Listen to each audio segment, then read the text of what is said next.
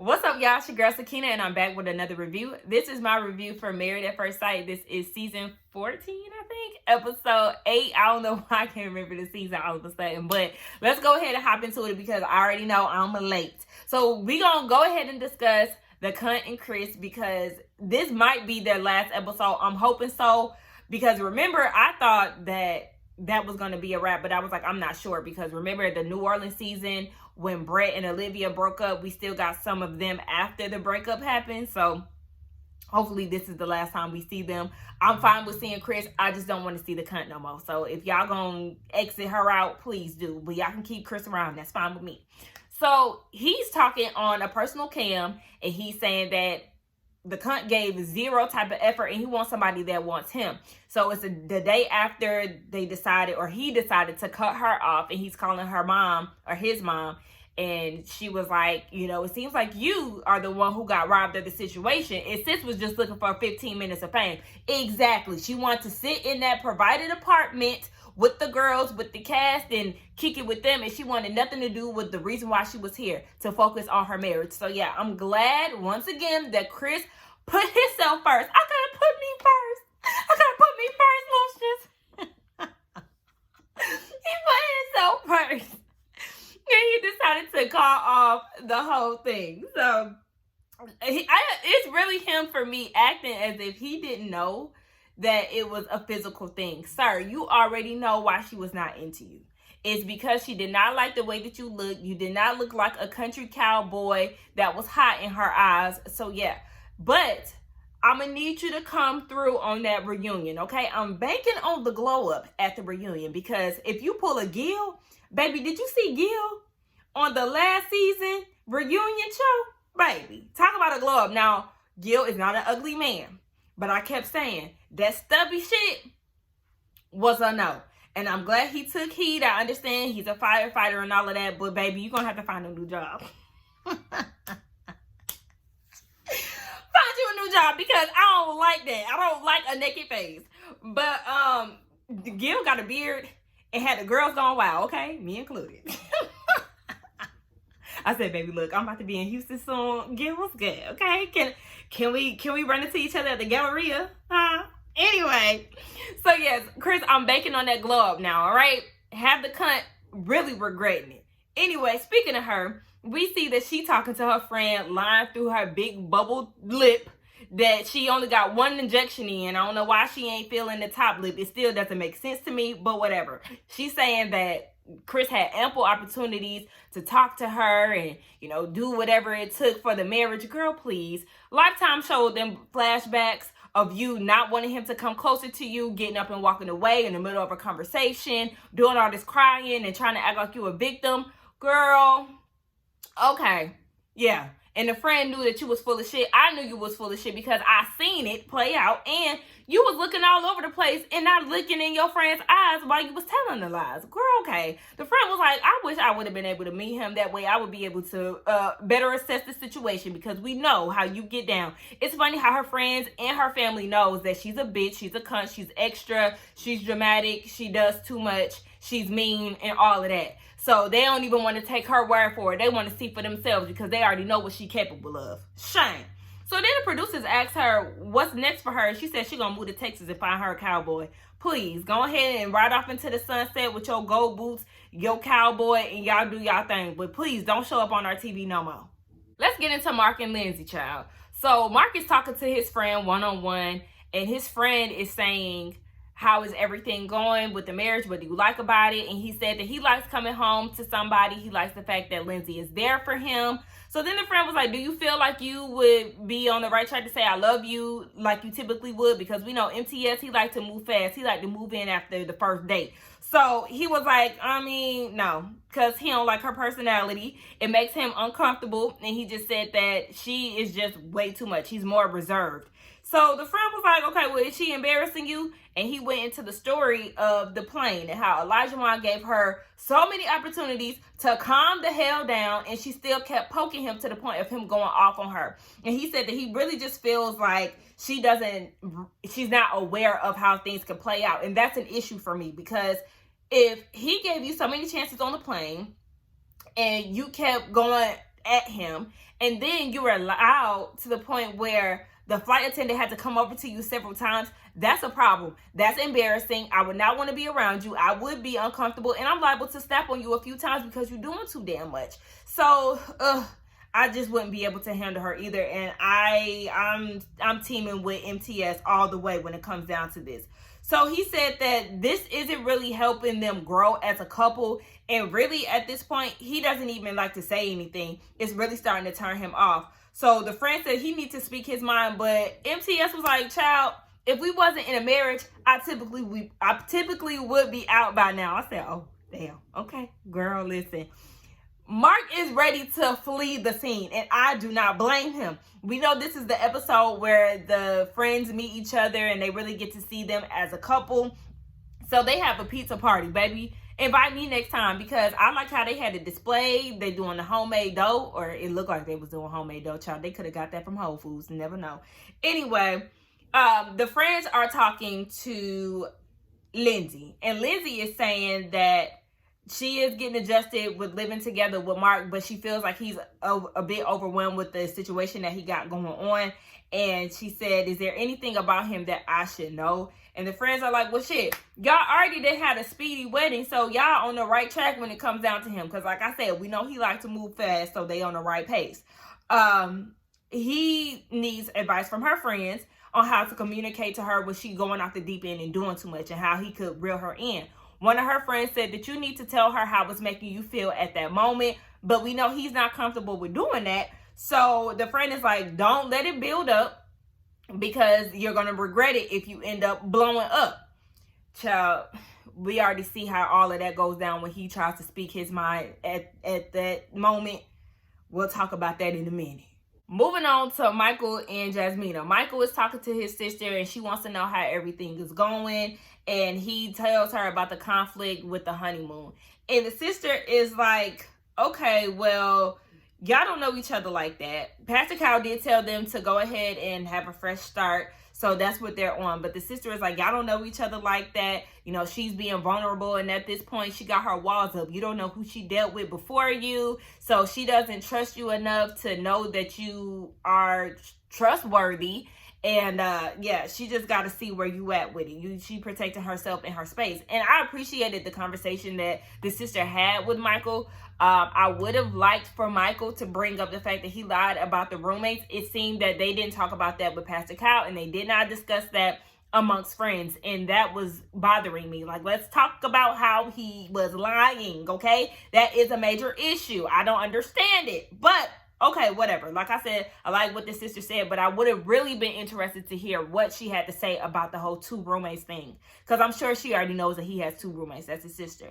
Jasmina is talking to her friend, and the friend was saying that, no, she was talking to her friend, and she was explaining the argument that she had with Michael and his tone. The friend was like, girl, you don't like any tone. I said, oh, shit. All right. Well, now we know that Jasmina is very nitpicky, okay? And she looks for anything as a problem. The same way Michael does, okay? He's the one who admitted that himself. So, yeah, now we're learning that she is definitely one who finds a problem in everything, along with her husband. Her friend says, oh no, she did tell her friends about the two roommates and not saying anything, and she was just saying that the trust isn't there. So the friend thinks that they need to communicate more, because that's what her and her fiance does. They talk a lot, even though she don't want to hear every detail about his day. He gives it to her, but that just really helps them along the way. So the friend said that conflict will happen, but try something different. Hello, did you go off on your friend the way that you went off on Michael?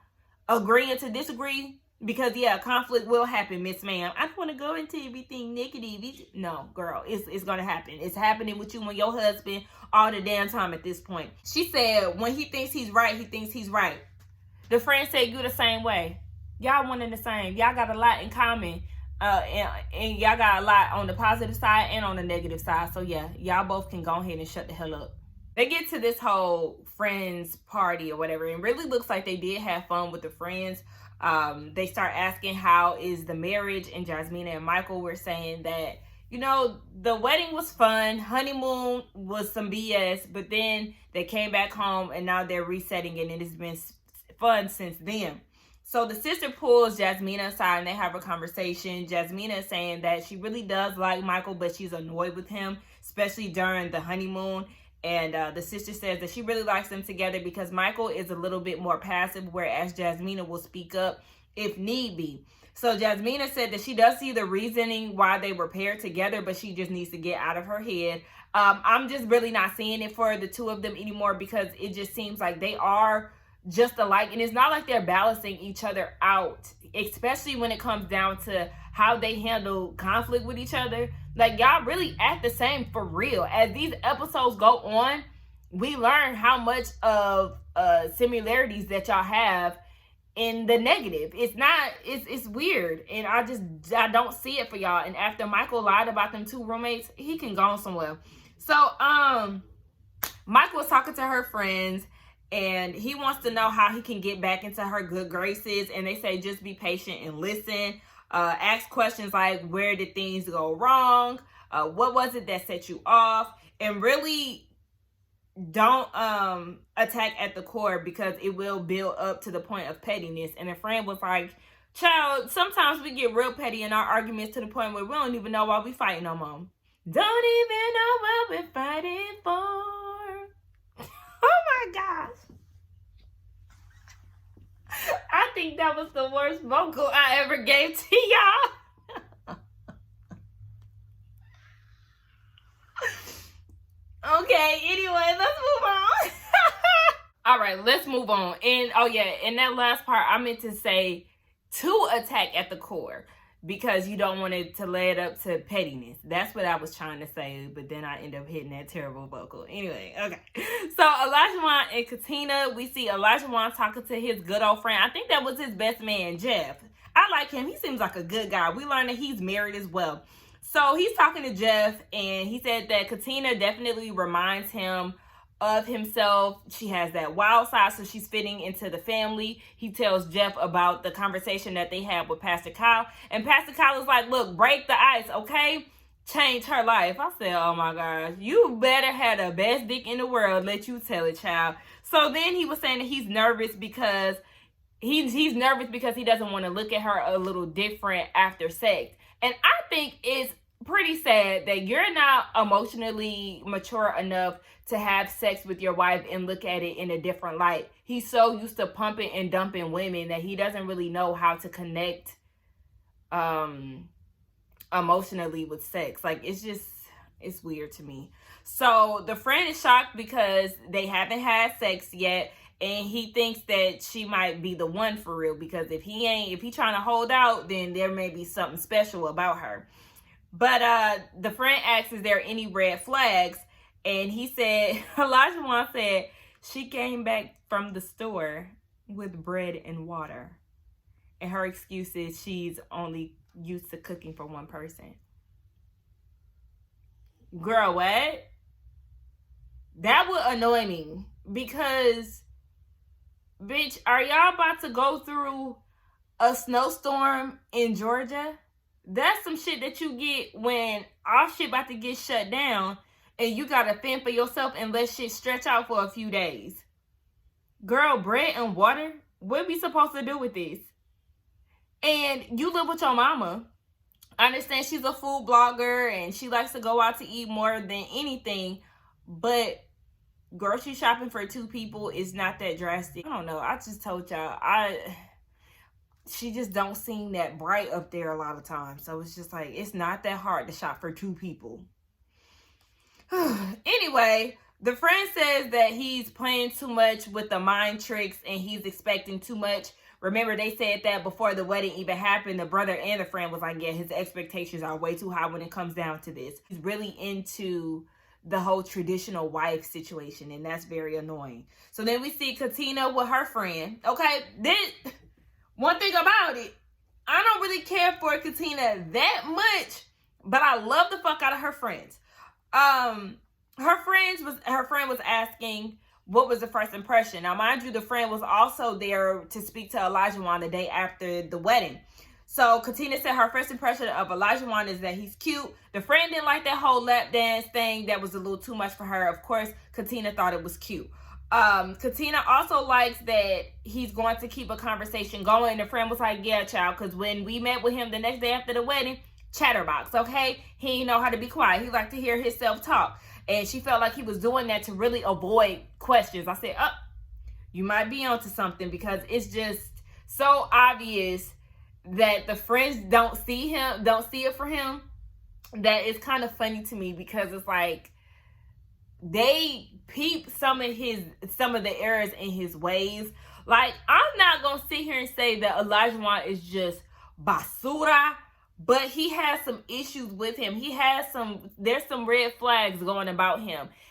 But like I said, I can't be too mad at Elijah because as the time goes on, I am seeing a bit of myself in him with his impatientness and stuff. So I would be acting fake mad. And I don't like when people do that. So I'm not going to sit here and be like, oh, I would be mad if he did what he, I would be mad for him doing what he did on the horse and all of that, because I would react the same way. I would be annoyed if she came back from the store with bread and water too. So it's like, I can't get mad at him. That'll be fake of me, okay? So Elijah, he's not that bad of a person, but I can see why somebody would be turned off by him on first impression. So the friend then says that he doesn't date black girls. Katina is the first black girl that he's dated. And you know, when a black girl hear that, we instantly start side-eyeing the situation. Like, wait a minute, huh? You ain't never had no black girl before. And then that goes to when his friend was like, remember Elijah said he wanted to try something different? Lifetime edited that part out. He said that he never been with a black girl before and he wanted to try something different. And that's when the friend was like, nah, you trying something. The male friend, Katina's male friend, he was like, nah, you know, he said whatever he said at the time. And I said, so why y'all edit that out? Because he was saying something that wasn't even shared chat. Y'all edit that out. But maybe they was just saving that for this time. But I just feel like he was full of shit when it comes down to that, because in that same setting with the friends, Elijah said that he doesn't have an issue getting girls. But then he told the friends at the table later within that same setting that a lot of black girls didn't find him attractive. Now, we ain't gonna lie and say he ugly. He not an ugly guy. He actually reminds me of my ex, y'all. Like, for real. Like, that's what kind of throws me a lot. Like, he kind of, y'all want to know what my ex looked like? He looked like he could be Elijah Wan's cousin. Anyway, or his brother, for real. But, yeah, so he not an ugly guy, but you sitting here talking about you had a hard time getting black girls. No, the thing is, you probably wasn't attracted to black girls because remember, you also said that you wanted somebody like your mama. So you probably gravitated to women who look like your mama, the white. And then you also knew that it was easier to fuck around on them white girls like that. I've heard black men say that they like, I mean, he's biracial, like I said, but I've heard black men say that they will, you know, fuck on a white girl and then marry a black girl. So this is like one of those type of situations. My friend said that she heard the opposite. She heard guys say that they will fuck on black girls and then marry a white girl. I said, don't no black man ever need to say that to me. Anyway, I don't want to hear none of this shit. But anyway, yeah, that was his whole trying something new situation. But I'm like, boy, bye. Like, do not experiment with me. Like, don't do that, though. That's the thing that really rubbed me the wrong way. Telling me you wanted to try something new. I'm not your damn experiment. Shut the hell up. So Katina then tries to cape for him, as she usually does. He's never been in a serious relationship with a black woman, as if that makes that any better. So then she goes and says, well, he is half Irish with a mohawk. Insinuating that he wouldn't pass for a black man. That's what I got from it. And that's what the friend got from it too. Like, girl, what? Anybody could look at Elijah and see that that's a black man. The cops will look at him as a black man. Okay? Them white hoes he fucking on gonna see him as a black man. Them white women's parents is gonna see him as a nigga. So, I don't know what you was trying to get at, but that half Irish with a mohawk, girl, he is not passing for a white man. So you can save that. Like, girl, you sound dumb as fuck. That's what I'm saying. Like, She don't have all her marbles, and it be throwing me, y'all. I cannot stand people who act ditzy or just like lack common sense. And Katina just, sometimes sis just ain't there with it. So the friend is like, he know he black. Hello, thank you, sis. Like, we see each other. You want to be my bestie? Cause shit, Katina, I feel like Katina's friends have to be very protective over her, and the reason why they act like, you know, guard dogs when it comes to her is because they know that sis just not, she ain't got it all there. It's not all there. That's why. But the friend is alarmed by that, and of course Katina is not. Moving on to their friends gathering, and Cara, that's my girl, okay? That's the one with the tight curly hair twin. Hey sis. She said that she don't like him in her confessional, and I was cracking up because our friends are so blunt. They do not care about it. So anyway, Cara was like, how is it living with a man? And she said that it's really an adjustment to live with Elijah because he's always on 1,000. They got into the topic of intimacy and they haven't smashed yet. The friends really don't like that because they know how important sex is to her. So, I mean, maybe it is Elijah. I don't know, because then y'all said on the after show, it was like a mixture of both of them trying to hold back sex. I don't know. And she just played it off and tried to give that over to him. So I don't know. I really don't even care. Get it in or don't. Shit. Anyway, the friends want to know, is she cooking or cleaning? And by this time they're talking to Elijah, and the friends want to know if she's cooking and cleaning, and he said that she has effort. That means she ain't doing it to his satisfaction. So the friends don't have any complaints, and I really don't have any complaints in this scene either. He wasn't getting on my nerves. But baby, he cut his hair later on because Katina said that she don't like that mohawk shit going on. I love me a nigga with a fade. Ooh! But I love locks too. So I mean, I'm not picky, but it's just like the fade, it just do something to your girl, okay? But if you got locks, you can holler at me too, boo. What it do? Anyway, yeah, so that was pretty much it with them. So then we're gonna get down to this group gathering. Shall we get to this ugly ass bowling alley? Y'all know I am about aesthetics. J-Dub, you already know I was gonna call it out. Ugh, the pins, the atmosphere, it looked dingy, it looked dirty. It just was like, ew, why are y'all there? And why are the balls so small? And why are the pins like that? Like, what is this? I would not want to come. Like, I mean, I'm there, but like, I look up stuff online all the time. I like to see what I'm getting myself into. And I would have seen that online and would have been like, no.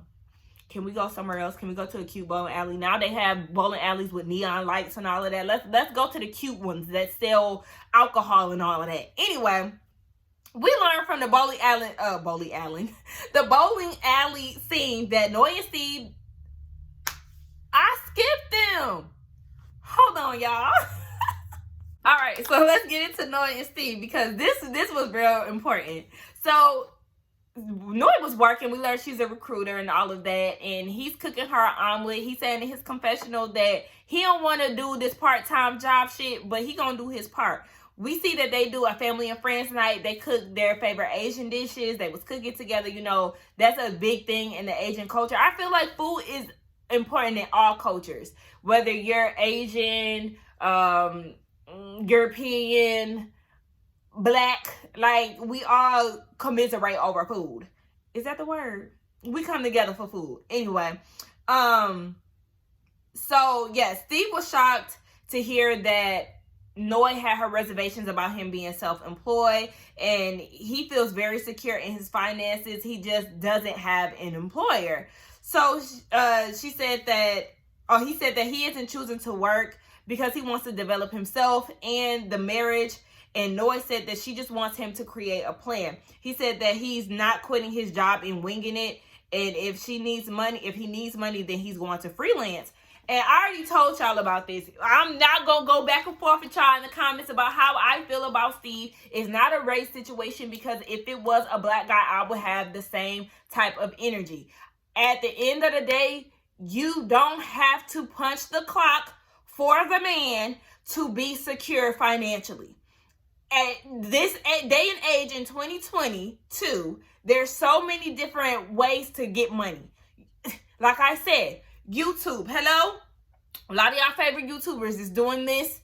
solely, okay? And making bank off of it. So it's like, I don't understand why people are just making big deals out of this. And realistically,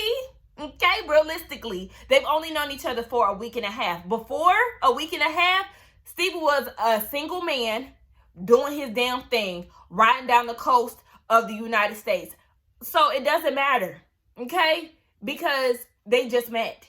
So I'm going to need everybody to stop being in this fake frenzy when it comes down to Steve and Noah in the financial situation when they just met. And they just got off their honeymoon, so they just moved into this apartment together. Save all that energy for the financial episode when they really start talking about that. But I do need Steve to come up with a plan, you know, just show her what it looks like, break down your finances, the budgets and all of that, what your life details look like when it comes down to money. But I'm tired of everybody doing this because it's just like, do y'all not realize that they just got together? And another thing, so let's play hypothetically, right?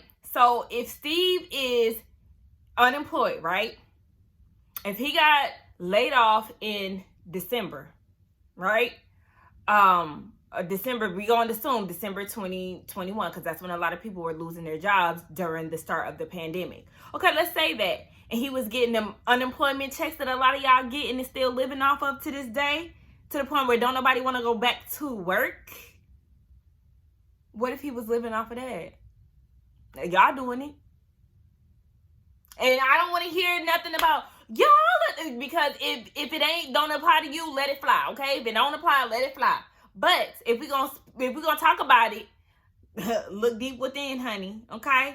If we gonna say that, and then I seen the after show, and Chris was saying the same thing. He had the exact same story that Steve did. He got laid off. He had some money, and he went up to Canada and was gone for two months. Now Steve was gone longer, but it's the same type of story. I think that a lot of Black people, they have a hard time grasping certain things like that. And it's not an attack on my people, but we know sometimes we can be a closed-minded group of people.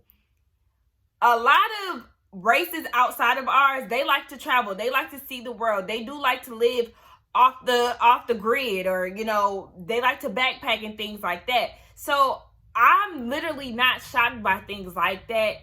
And I feel like a lot of Black people are just like, child, let's move on. Get down to this friends party, and they said that they did have a lot in common on the wedding day, and they actually both gifted each other with journals. See, Lifetime was doing a lot of cutting out, I see, because there was some gifts exchanged before the vows and all of that, before the ceremony. But I'm gonna need them to cut some more shit out, because yeah, these episodes could be toned down to an hour and a half or a good hour. If Netflix can do it with Love is Blind, then so can y'all Married at First Sight, because y'all be giving us the dumbest segments. Really, I was tired of this because I didn't want to see them with the friends here, friends there, and then we had to see the friends come together later. Like, y'all was just doing too much. Anyway, they start talking about kids, and they haven't talked about the time frame, but we know that Noy wants 3 kids. He said that he's willing to have 3. He just doesn't like the fact that she's so close-minded and set on 3. So then Noy's friends, they start talking to Steve, and they want to know what the future looks like. The typical marriage, kids, family. Okay, so then we start talking about how her family struggled and how she came up in a refugee camp. She doesn't want to be the breadwinner. And Steve said that I don't want it to get to that, but we'll just figure out another way, because we know that he don't want to do the full-time thing, so they're gonna have to figure something out. I said, well, you're gonna have to elaborate on that a little bit more. But my thing is, be your own breadwinner, okay? If you're using your upbringing as a reason why you don't want to live a certain way, then it's up to you, Noy, to do that. Be your own breadwinner. Don't look at it like, oh, I don't want to be in this marriage making all the money. No, because I just feel like Noy has these expectations, and it's kind of like she was waiting on a husband to get these things done for her. Yeah, you want 3 kids, and then you're talking about, oh, well, you know, I I don't want to struggle because of my life, but I'm also dead set on kids. I want 3 kids. Fuck trying to figure out how my financial situation is going to be because I'm living in a tiny ass space, a studio apartment that barely has any wiggle room. Like, you're not setting yourself up for this life that you want to live. You're putting all of it on Steve, and it's kind of weird to me because as a single woman before then, I feel like you should have been going harder, especially because you're so scared of going broke again. Okay? That's just how I feel. I mean, obviously, the prices in Boston, the price of living is very expensive because they all live in studio apartments. They ain't got no damn space for the most part. But I just say, I'm one who likes to get it on my own. Like, I don't feel like I need a nigga to come into my life to save me. And I'm not saying that's Noah's situation exactly, but it's just like, anyway, yeah, he said that he's really starting to feel like Noah doesn't believe in him. She's always questioning what he got going on, and he just feels like she may never accept that. So then, oh wait, I skipped a part. No, he said that at another part. But was that it? Yeah, she didn't speak to him. Oh, what they say? Noah is not. Hold on. Noah isn't.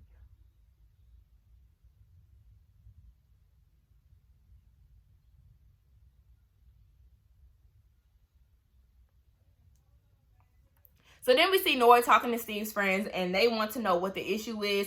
The finances. We already know that, okay? And the friend was like, now be clear, it's very demanding, the field that he's in, so he can get a job at any time. And that made the situation worse for Noah because she feels like he can get a job, but he's choosing not to. Girl, shut up. Like I said, y'all not even 2 weeks into the situation. Relax. So then we get into Noodlegate, okay? Basically, Noah was cooking for Steve. They had 2 different noodles. She liked gluten-free. He don't. He went to the bathroom, came out. The noodles was boiling over. They was overcooked, and he said something about it. She told him, don't complain. And he was like, well, I see that you put yours out. Nothing major. He wasn't raising his voice, none of that. He even slapped her on the butt. And she gets mad, and she says, she packs her bags and leaves. She doesn't say anything to him for 24 hours. He's reaching out to her, but he also wakes up the next morning to a message on Instagram basically dogging him. Okay, I'm going to put it here because I don't feel like reading it. But my thing is, I'm Team Steve on this whole thing. One, because if you're cooking for me and I go to the bathroom and I come out and my noodles are damn near boiling over, yes, I'm going to look at you sideways because you're cooking for me and I might be on noodle duty. Whoever, you never know. But why don't you... Just because you can't eat my noodles, it doesn't mean that you can't check on them. Like, literally, I would have reacted the same way with Steve. Like, girl, what? I don't give a fuck if you don't eat them or not. You can still check them. You cooking for me, ain't you? So then she gets up, and that's when she just leaves. And it was oh, my bad. It was just way too much. I feel like she overreacted. And I was with Steve when she came back home and they had the conversation. Like, you doing all of this online, and then I have to answer to my family and friends who follow you on Instagram. It was way too much. It was blown out of proportion. It was immature how she handled it, knowing damn well if the tables were turned and if he left abruptly and didn't tell you where he was going and didn't hit you up for a whole day, baby, you and Twitter would have been ablaze. Y'all would have been so mad and everybody would have been against him. Like, no, I'm Team Steve all the way, and I like the fact that he was checking her because she sounded dumb as fuck with her reasoning and just the way that she handled it. It was way too much. So let's move on to this group setting, child, because this review is getting real lengthy. Okay, back to this ugly little bowling alley. So we know that Steve and Noah, they still have some tension going on. Katina is ditzy in her confessional. She didn't even know what pom-poms was. Like I said, child. Mark, he just now eating tacos for the first time 3 days before. I said, child, what? Do you literally only eat goldfish? Because at this point, I'm very concerned because at this point, tacos is a part of an American tradition. Okay, it's a traditional American food at this point. We just stole it from the Mexicans, child. How much we eat it. We even got Taco Tuesday now. So you mean to tell me you don't even eat taco? Child, okay. So, Steve then makes a comment saying, oh, so does Lindsey blindfold you when she has you trying these new foods? And Lindsey was like, no, but we could take that to the bedroom. And then Katina goes and says, Lindsey is just being inappropriate. And I'm just like, bruh, now you just trying to nitpick. I know that you don't like her, but what she said was not out of order. It wasn't provocative. It wasn't explicit. Like, that, one of y'all would have said that. That's real PG when it comes down to adult conversation. Like, girl, shut up. You just don't like her, and that's fine. I get it. I understand, but you just doing too much. Girl, shut the hell up. So,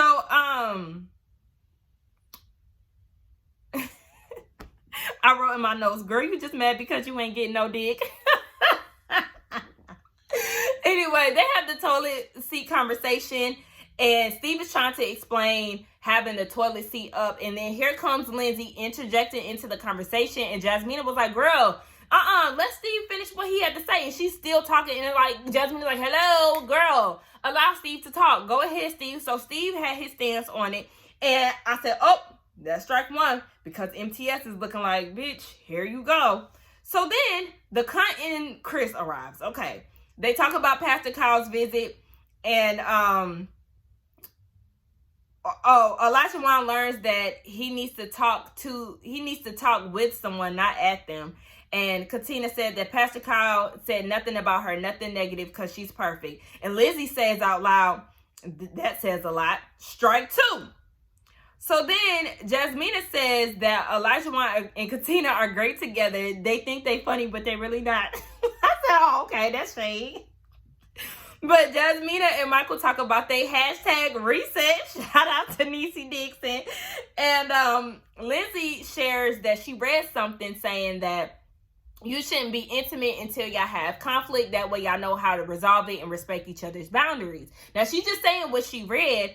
And then she looks over and she sees Katina making a facial expression. Like, Katina was like basically disagreeing with what she was saying. So then Lindsey goes and says, why you keep rolling your eyes? And Katina was like, girl, boo, like, you already know. Do not talk to me on camera. Like, don't say nothing to me. That's strike three, baby. Okay, at this point, So then the cunt and Chris, they explain to the cast that they getting a divorce. It is what it is. And Elijah Wan was like, girl, I'm going to need the cunt to stop saying that she put in the same amount of effort as everybody else, because I go hard for my wife, and I know she ain't putting that type of energy into Chris. I said, thank you. So Steve said that he seen it coming, and, you know, the cunt doing her white woman tears bullshit that ain't nobody buying. Lindsey, she then later on feels a shift between Mark, and she wants to address the situation. And he said that he didn't like the way that she was speaking to Katina. And I said, way to go, Mark, okay, for addressing it head on and talking about what needs to be said. So he was like, hey, I'm on your team, because she started questioning what team he on. I hate when people do that. Just because I don't agree with you, that don't mean I ain't team you. So she says that she's there for him, and she put on her hazmat suit to help him move out of his apartment. And I was just like, girl, okay. He walks away because he like, girl, you talking about shit in the past. We ain't on that. So then Chris comes and talks to her, or talks to him, and she's in the bathroom talking to production. And this is where shit really just starts to go left. She's talking to production, and she says, I'm sorry, you're not man enough to speak up because your life is in a crisis. Excuse me, he was addressing you right then and there. He was speaking up and being a man. So what is you talking about, bitch? Two, she goes and says, I'm accepting all of you and your flaws. Not once did I get a thank you. Okay, he makes $60 grand a year making gym memberships. I said, well, shit, he doing way better than me. He double what I make. Shit. Huh? What the hell you talking about? He doing way better than me. Why you trying to shit on him? Shout out to the coin that you making, Mark. So she then says, all right, little boy, let me teach you how to be a big badass bitch. What are you saying? That's how you talk to your husband? That's how you talk about your husband behind closed doors? So then he is talking to Chris, and he says that he really feels like she has her liquid courage situations, and that's the reason why she acts out like that. And he said that he can't catch feelings, and he'll be okay if she left. I said, I know that's right. At this point, you need to kick that bitch to the curb. So she then says to production that she hates him and he's a pathetic loser. What other wife would deal with this shit? Girl, do you want a fucking cookie for helping him move out of his apartment with bed bugs? Like, girl, okay, all you did was help him move out of the apartment. I know bed bugs is a big thing, but girl, you act like you paid for his first month's rent and the deposit for his new apartment. Like, you just doing way too much. So, he said that he's talking to Chris, and he did acknowledge the fact that she has been very nurturing, but they do have very different personalities. And at this point, she's yelling to the point where he can hear her from where he is. And she's just doing too much, talking about how she put on a hazmat suit for his roach-infested apartment because he doesn't have his life together. Okay. So then she says, the least you could do is make me come with his small balls. And then she said that she's she told him to have fun living life in his roach-infested apartment with his shitty income. I'm going back to my good life and my good life, and I'm gonna have fun. I said, bitch, you live in a studio apartment that's damn near cluttered. So you keep talking about this flexing that you doing. And like I said, I measure people's wealth by how they live and where they live at. Cause baby, if you got all this money that you talking about, wow, you don't even got no headboard, bitch. You got your bed on a frame. You ain't got no headboard. Everything right there in your apartment. But you got so much to say about his space. Girl, make that shit make sense. So I feel like she keeps throwing in his face that his mom isn't there for him. But your mama was talking shit about you. That's all she do. She wouldn't even show up to your wedding and didn't even have the decency to tell you. That's one of your sore spots. So I don't understand why you keep throwing in his face that he don't have no family. Or that his mama, his landlord, his mother figure kicked him out. Like, you keep doing that. And bitch, I would have read her the fuck down, Mark. Like, you too nice. Like, my message to Mark is not to let that bitch do anything else for you, because she talk about she a mama bear and all of this, and I tweeted this. You talking about you there for people and you a giver and you do this, you nurturing all of that, but you do shit to pocket it later and throw in his face, because you've done that one too many times when it comes down to Mark. You keep throwing shit back in his face, trying to embarrass him, and then you're looking for thank yous. Bitch, you the worst type of bitch to ever call on if you need help. Like, no, stop fucking with her. You don't need that in a wife. Again, divorce that bitch and the girl's gonna be at your door. Trust. You can do way better than that raggedy bitch. Anyway, let's get down in the comments and talk, y'all. She really pissed me off. And at this point, I want Katina to read that bitch down every chance that she get, okay? Y'all let me know what y'all thought about this episode along with this review. Let's get down in the comments and talk. And don't forget to like, comment, and subscribe to my channel. And I will see y'all in the next one. Bye.